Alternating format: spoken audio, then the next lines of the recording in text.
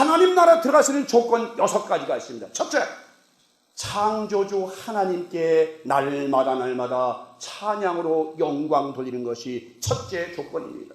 두 번째, 내 이웃을 내 몸과 같이 사랑하는 것이에요. 나보다도 내 이웃을 더 사랑하고 그를 용서하고 그를 위해서 살아가는 것이 바로 천국에 들어가시는 조건입니다. 세 번째, 내 양심을 깨끗이 해야 되는 것이에요. 내 양심에 조금도 부끄러움이 없어야 되는 것입니다.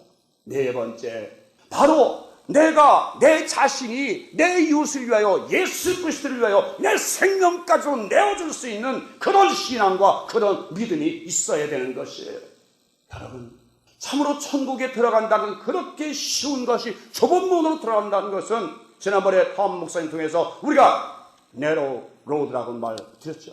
좁은 들어가는 것은 이렇게 어렵습니다. 나 자신을 위해 사는 것이 아니라 남을 위해서 사는 것이 바로 천국 자녀의 첫째 조건이라는 것입니다. 여러분, 정말 한 사람이라도 변화시킬 수 있다면, 한 영이라도 예수님께 천국으로 인도할 수 있는 내가 된다면, 그를 위해서 나의 생명을 줄 수 있는 진정한 존재가 된다면 내가 무엇을 더 요구하겠습니까? 정말 천국의 백성이 되려면 아무것도 말씀을 많이 알고 진리를 많이 알고 찬양을 많이 하고 헌금을 많이 하는 것이 아니라, 바로 나를 위해 사는 것이 아니라 상대방 내 이웃을 위해 사는 것이 바로 천국에 들어가는 첫째 조건임을 아시기 바랍니다. 여러분, 왜 골짜기 화석류 나무 숲 사이에 서 있었을까요? 왜 그 사람은 하필이면 골짜기 화석류 나무 숲속 사이에 서 있을까요? 이 말씀은 그 당시 유대인들의 어두운 신앙 상태를 말해주는 것으로서, 유대교가 바벨론의 어두운 죄악의 흑암에 묻혀 영적으로 캄캄한 상태를 의미합니다. 당시 유대 민족들은 불순종에 따르는 하나님의 진노하심을 받아 바벨론이라는 사단의 나라에 의하여 70년이라는 긴 세월을 얽매여 살고 있었습니다. 그러면 바벨론이란 무엇을 의미합니까? 이 바벨론은 무엇을 의미합니까? 여러분, 계시록 18장 1절 2절 보니까 이렇게 되어 있습니다. 이 후에 다른 천사가 하늘에서 내려오는 것을 보니 큰 권세를 가졌는데 그의 영광으로 땅이 환하였더라. 힘센 음성으로 외쳐 가로되 무너졌도다 큰 성 바벨론이요. 바벨론에 이제 설명이 나옵니다. 바벨론은 무엇입니까?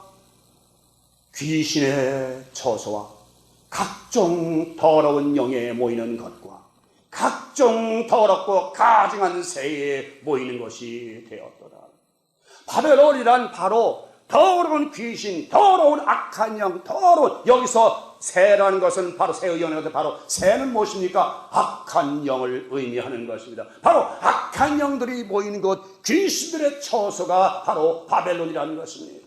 우리의 마음도 예전엔 이 바벨론이었습니다. 귀신들이 두글두글거리는, 악한 영들이 두글두글거리는 그런 바벨론이었습니다.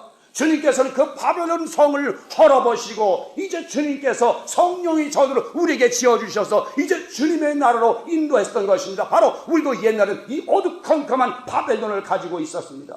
그런 마음을 가지고 있었어요. 여러분, 여러분도 지금 만약에 아직도 바벨론의 캄캄한 마음을 가지고 있다면 그 바벨론 성이 빨리 헐어져야 됩니다. 이 바벨론 시작은 바로 인생들이 하나님을 대적하기 시작한 그 창세기로부터 이제 시작이 되는 것입니다. 여러분 잘 아시죠? 창세기 11장 1절에서 9절에 보니까 이제 그렇잖아요. 왜? 사람들이 이제 홍수를 끝마치고 나서 이제 도저히 하나님과는 우리가 상대해야 되겠어. 하나님 못 믿겠어. 사람들은 말이야 막 물로 막 홍수 몰아치고 다 죽이고 안 되겠어. 우리가 우리 힘으로 이겨보자. 하나님 이겨보자 그래가지고 이제 벽돌을 긋고 그냥 배를 흘러 쌓는 거예요. 하늘까지 다 들어가면 쌓아봐. 그래서 쌓는 거예요. 쌓아 보니까 하나님 오시니까 인생들이 이 배를 쌓는 거 내려가보자. 이들이 왜 그러나 가보니까 자 우리가 배를 쌓고 하늘까지 다 보자. 그래서 보니까 말이 하나야. 이 사람들이 말이 하나니까 서로 뭉쳐다니면서 이렇게 하나님을 대적하는 걸 알겠다. 자, 말을 혼자 하게 돼서 하나님이 내려오셔서 말을 혼자께서 그를 다 흐트러 버리셨어요. 이 바벨론이라는 건 바로 내가 하나님을 이겨보자, 내가 하나님을 상대해보자, 지극히 높은 자와 함께하면 따져보자, 내가 북극에 집회에 올라서 북한 그 북극 지폐에 높이 올라서 하나님의 영광과 같이 하나님을 따져보자 하는 것이 바로 바벨탑의 문제, 바벨론.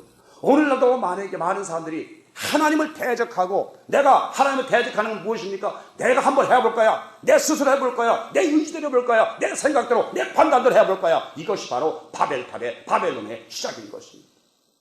우리는 우리 힘으로 할 수 있는 것이 아무것도 없어요. 여러분, 저는 지난번에 묵상하면서 이런 생각을 했습니다. 하나님께서 만약에 우리 지구를 말이죠, 지금 23.5도로 이렇게 기울어진 거 아시죠? 사실 23.5도는 아니죠. 제가 정확히 들어보니까 21도에서 24.1도를 왔다 갔다 한대요, 이 하나님께서. 근데 이 지구가 이렇게 평면으로 기울어지지 않았으면 어떻게 돼요? 똑바로 돼 있으면 가운데는 뜨거워서 못 살아요. 햇빛을 전면으로 받기 때문에 다 죽어요. 그리고 가에 사는 사람도 어떻게 해요? 다 얼어 죽어요. 햇빛이 없기 때문에. 그런데 하나님께서는 인간들을 위해서 이 지구를 비스듬하게 해가지고 모든 사람의 골고루 햇빛의 빛으로 이 만들어주신 이 사랑, 이 은혜, 얼마나 감사한지 몰라요, 여러분. 저 여러분이 하나님의 를 크게 모르죠. 또 하나 어떠세요? 여러분, 지난번에 우리 집에서 예배드린 말씀, 달에 대해서 달의 인력을 어떻습니까? 여러분, 이 파도가 이게 썰물 가면 왔다 갔다 하면서 철썩되니까 저거 왜 저래? 왜 쓸 때 저래? 여러분, 그렇게 파도가 치지 않으면 해변에 쓰레기가 모여서 살 수가 없는 거예요. 쓰레기 냄새 때문에 살 수가 없어요. 달의 인력으로 말미암아 파도가 쳐서 모든 해변의 쓰레기를 다 바닷 가운데 몰아가고 있는 거예요. 이것이 바로 하나님의 은혜예요, 여러분. 전 이런 걸 생각하면서 정말 우리가 하나님을 몰라도 너무너무 모르는구나. 여러분, 태풍과 폭풍을 치는 거죠, 사람들. 왜 폭풍이 올까? 왜 태풍이 올까? 그것이 하나면 여러분, 오염 때문에 살 수가 없어요. 공기가 오염돼서 그 태풍이 하면서 쫙 쓸어가면 공기의 모든 더러운 것들을 싹 쓸어다가 바다에 집어던지잖아요. 쓰레기 청소하는 거예요, 청소. 하나님께서 청소해 주세요. 그런데도 우리는 하나님 왜 그러지? 물론 그 바람에 사람들이 죽고 여러분의 피해를 받고, 그러나 하나님은 소수민족에 많은 이 세상에 사는 많은 사람들을 위해서 계속해서 하나님은 이 공기를 청소하시고 청소하시는 것. 마찬가지예요. 우리 인생 마음도 마찬가지예요. 여러분 마음도 청소하지 않으면, 말씀으로 찬양으로 기도로 솎아내지 않으면 여러분 말씀은 답답해서 살 수가 없는 것이에요. 정말 우리 인생은요, 하나님의 은혜가 안 입은 게 하나도 없더라고요. 정말 하나님의 은혜가 없으면 한시도 잠시도 살 수 없는 것이 우리 인생이라는 것을 저는 깨닫고 나왔어요. 이래도 하나님이 없다 그러나, 이래도 하나님이 없다 그러나 왜 사람들은 믿지 못하고 깨닫지 못할까 하는 것을 알면 너무너무도 안타까운 사실. 오늘 그 본문에는 천사들이 많이 등장하게 됩니다. 첫 번째 홍마를 타고 화석류 사무 숲속에, 나무 숲속에 서 있는 사람은 바로 인류를 그의 보혈의 피로 구속하실 하나님의 아들, 독생자 예수 그리스도의 모형이신 것입니다. 11절에 사자라는 단어 때문에 천사라고 오해하는 사람도 있으나, 성경은 때때로 하나님을 사자로 비유하여 말씀할 때도 있는 것입니다. 구약시대에 하나님은 여러 모습으로 사람들에게 나타나셨습니다. 그는 때로는 하나님의 대제사장으로서 나타나셨습니다. 여러분, 예수 그리스도가 단지 우리를 이렇게 생각을 해요. 지금 신약에 마리아를 통해서 오신 그 예수만을 생각해요. 구약에도 하나님은 많은 여러 가지 모습으로 나타나셨어요. 첫째 보니까 창세기 14장 18절 20절에 보니까 이게 이제 멜기세덱으로 나오셔서, 보세요. 살레망 멜기세덱이 떡과 포도주를 가지고 나왔으니 그는 지극히 높으신 하나님의 제사장이었더라. 그가 아브라함에게 축복하여 가로되 천주의 주제시여 지극히 높으신 하나님이여 아브라함에게 복을 주옵소서. 너희 대적을 내 손에 붙이신 지극히 높으신 하나님을 찬송할지로다 하며 아브라함이 그 얻은 것에서 10분의 1을 멜기세덱에게 주었다. 바로 11조를 아브라함이 첫 번째 11조를 멜기세덱에게 주었다. 이 멜기세덱은 바로 의의 왕이요, 그죠? 평강의 왕이요, 지극히 높으신 하나님의 대제사장이시며 아비도 없고 어미도 없고 시작도 없고 끝이 없는 영원한 하나님의 대상이면서 아들과 방불한 분입니다. 바로 이 당시 예수 그리스도는 멜기세덱의 모습으로 아브라함에게 첫 번에 나타나셨어요. 이분은 바로 의의 왕이요 평강의 왕이요 모든 하느님의 대제사장, 바로 예수 그리스도를 말씀하시는 것입니다.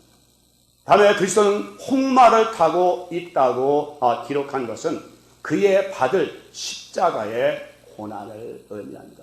붉은색은 바로 맹렬한 색으로서 피의 색깔을 의미합니다. 그리스도는 이제 이 스가랴 환상 이후 500여 년 이후면 사람의 모습으로 세상에 오셔서 십자가를 지고 고난의 길을 가야 하는 것을 나타내고 있는 것입니다. 붉은 색깔은 그의 보혈의 피의 색깔인 것입니다. 이 그리스도에 대하여 이사야 선지자는 이렇게 기록하고 있습니다. 이사야 63장 1절에 3절에 보니까 잘 들어보세요. 에돔에서 오며 홍의를 입고 보스라에서 오는 자가 누구뇨? 그 화려한 의복 큰 능력으로 걷는 자가 누구뇨? 그는 내니 의를 말하는 자요 구원하기에 능한 자니라. 어찌하여 내 의복이 붉으며 내 옷이 포도즙들을 밟는 자 같으뇨?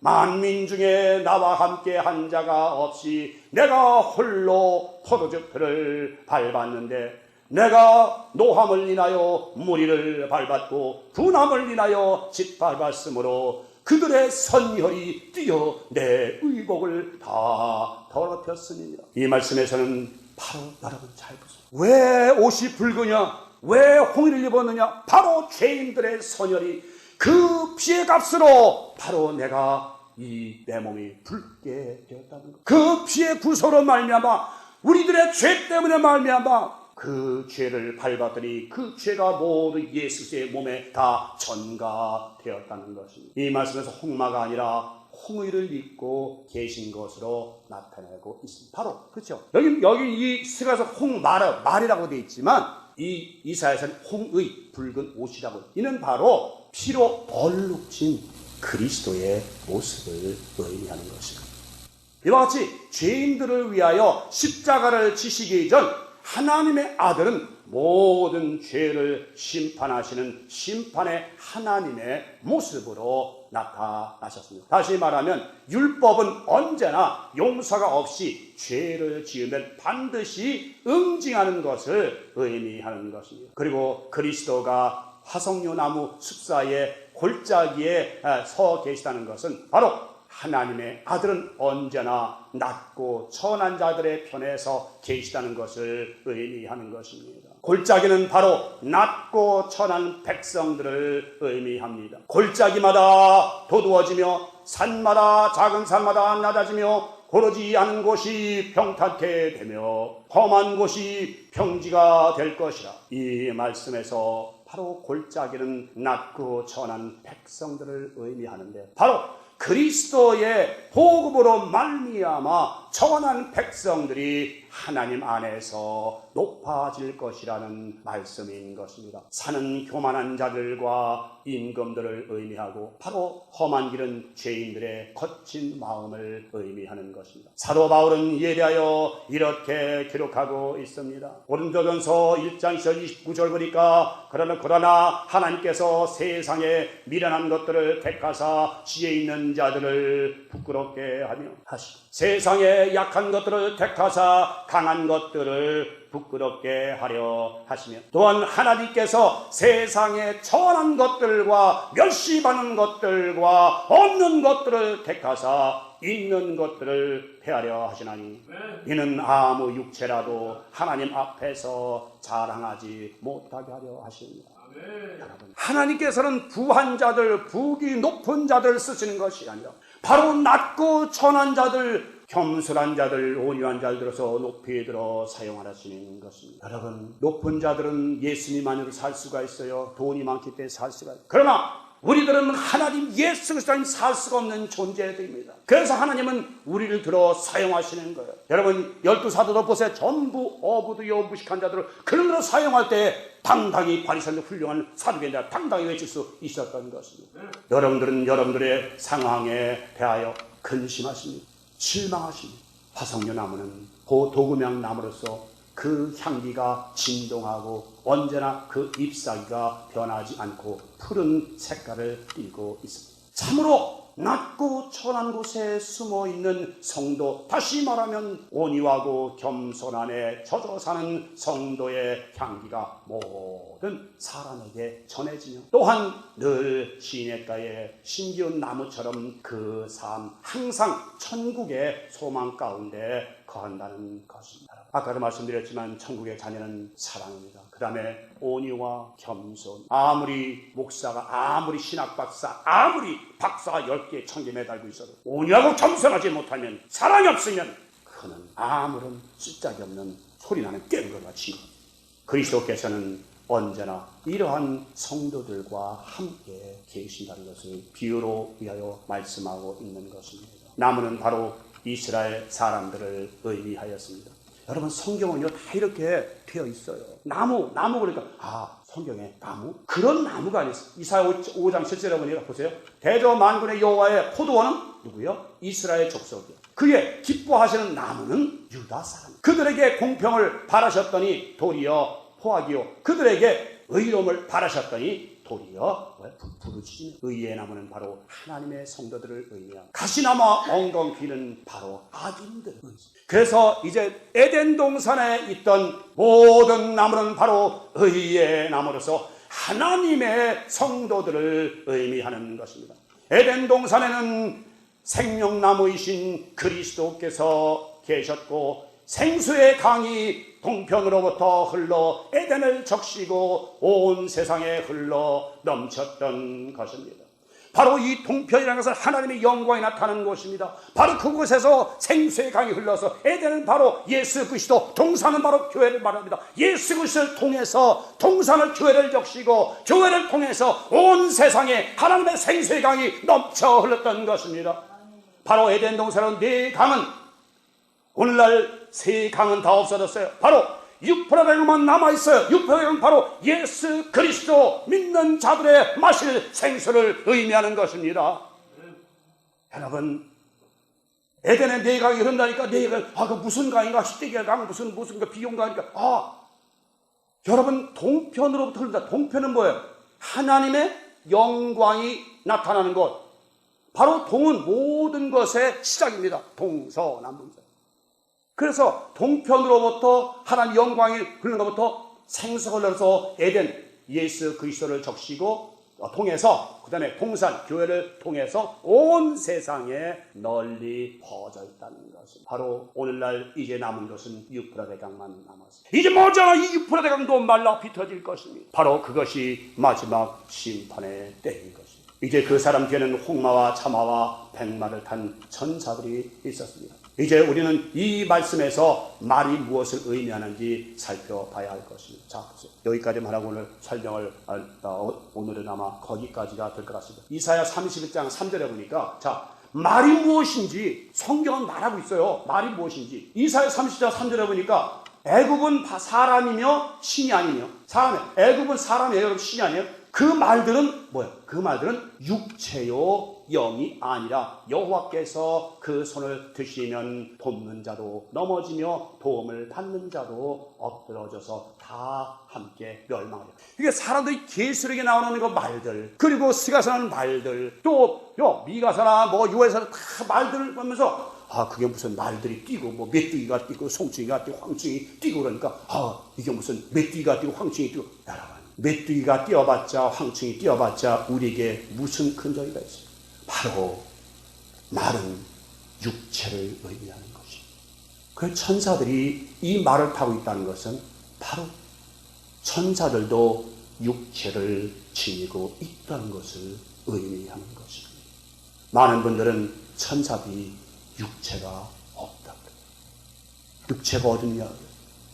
제가 그 양로원 교회 가서 우리 이 다음에 천국 가면 다 몸들이 있고 이렇게 먹을 수도 있고 마실 수도 있고 오관이 다 있다니까 어떤 분이 목사님 그런 말씀하지 마세요. 무슨 죽으면 몸이 있습니까? 그러면 몸이 없으면 우리 예수 왜 믿습니까? 아무 몸도 없는데 예수를 왜 믿습니까? 라고 가면서 제가 정말 그분에게 자세하게 가르쳤어요. 천국의 기분을 가르쳐 주었어요. 그랬더니 그분이 그 다음에 갔더니 할렐루야 아멘으로 받아들이더라고요. 여러분, 다시 한번 강조해요. 여러분, 이 땅을 벗어나면 몸이 있어요 없어요? 몸이 있습니다. 똑같이 코와 입과 눈과 귀와 모든 몸이 그대로 있습니다. 어느 분이 간증을 하는 걸 제가 들어봤습니다. 그분이 저 같은 시각장애인이었어요. 근데 죽었습니다. 완전히 죽어서 의사가 이제 사망 진단 끝냈습니다. 그랬더니 딱 육신을 빠져나가는 순간 보이는 거예요. 너무 찬란한 거예요. 그동안 이 육체 속에 갇혀서 아무것도 보지 못한 그가 이제 육체를 빠져나가니까 하늘의 빛 가운데 찬란한 영광의 빛이 다 보이고 아름답게 보이고 아름답다. 빛이구나. 정말 아름답구나. 그가 하는데 뭐가 보이냐면 의사들이 막 자기를 살리기 위해서 막 가슴을 누르고 막 치료하는 걸 보여주는 거. 그래서 그가 막 소리 지르는 거. 영혼이 제발 나 좀 놔두세요. 제발 나 좀 놔두세요. 그냥 살리지 마세요. 그냥 놔두세요. 소리 지르도 그 의사들 못 알아듣는 거예요. 결국은 의사가 살려가서 다시 영혼이 딱 몸에 들어왔을 때 아무것도 안 보고 가만있습니다. 하시겠습니까? 이래대로 못 믿겠어요. 저도 하나님의 기도를 수없이 하나님, 헬렌 켈러 기도한 것처럼 하나님, 저도 좀 한 번만 볼 수 있으면 좋겠습니다. 하나님, 정말 하나님이 창조하신 우주 마음을 한 번만 좀 보게 해주십시오라고 기도했더니 하나님께 뭐라냐면, 이놈아, 네가 눈을 뜨면 그것만 보겠느냐? 네가 눈을 뜨면 더 나쁜 걸 더 많이 보겠느냐? 어떻게 뛰어? 만약에 저도 마찬가지예요. 하나님께 많이 기도해서 하나님, 저도 한번 육체를 벗어나서 한 번만 보게 해주시오. 그랬더니 하나님께 어떤 마음을 주세요? 네가 만약 그걸 보는 순간 너는 아마 자살을 할 것 같거든. 왜냐하면 그럴 법해요. 전 60년간 아무것도 못 보고 살았잖아요. 아무것도 모르잖아요. 그럼 제가 육체를 벗어나서 아름다운 세계, 아름다운 꽃동산, 아름다운 생명수가라는 그 아름다운 천국의 모습을 봤을 때 다시 육신으로 돌아온다면 제가 살겠습니까? 저는 그곳에 가고 싶어서 미칠 것입니다. 전 지금도 어서속히 그 천국에 가고 싶은 것이 제 정말 솔직한 소망입니다. 여러분, 거기 가면 아무것도 없는 것 같죠? 여러분의 소망은 천국입니다. 여러분, 이 땅에서 잘 먹고 잘 사는 거? 여러분, 미국 땅에서 굶는 사람 있어요? 우리 교회 굶는 사람 있어요? 없잖아요. 다 먹을 거 많아가지고 이거 먹을까? 오늘은 이거 먹을까? 내일은 저거 먹을까? 골라 먹잖아요. 뭐가 걱정해? 자동차? 여기 버스 있고 지하철 있고 차 있고 얼마나 많아요. 뭐가 걱정해요? 집, 높은 큰 집에 사는 사람이나 아파트 사는 사람이나 잠자는 건 똑같이 뭐가 다를 게 있어요? 아무것도 다를 게 없어요. 그러나 우리의 최종적인 목적은 바로 저 천국이라는 것입니다. 그곳에 들어가기 위해서, 그 나라에 들어가기 위해서, 그 소망을 갖기 위해서 우리는 지금도 예배드리고 말씀을 사며 기도하고 있는 것입니다. 여러분이 이제 마지막 때 아름다운 옷으로 갈아입고 의의 옷으로 갈아입고 천사의 옷으로 갈아입고 그 나라에 들어갈 때에 오 할렐루야, 그곳에 가면 아름다운 꽃동산, 장미동산, 황금길, 모든 무화과 숲속, 포도나무 숲속이 들밀어 있는 것입니다. 여러분 믿지 못하죠? 성경에 다 있어요. 여러분 이사야에 다 있고요.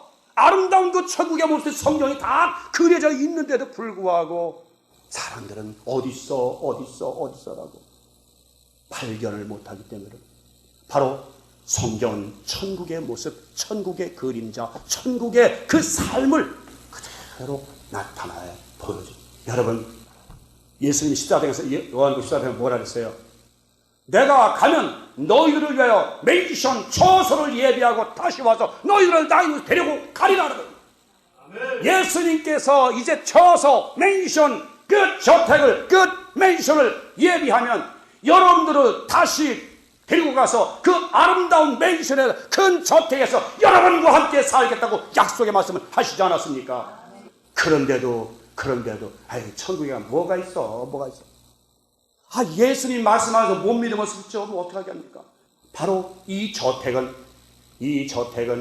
예수님이 십자가에 피 흘리시고 구속하심 받고 하늘에 올라가신 후 바로 우리들을 위해서, 여러분들을 위해서 예비하신 아름다운 저택인 것입니다.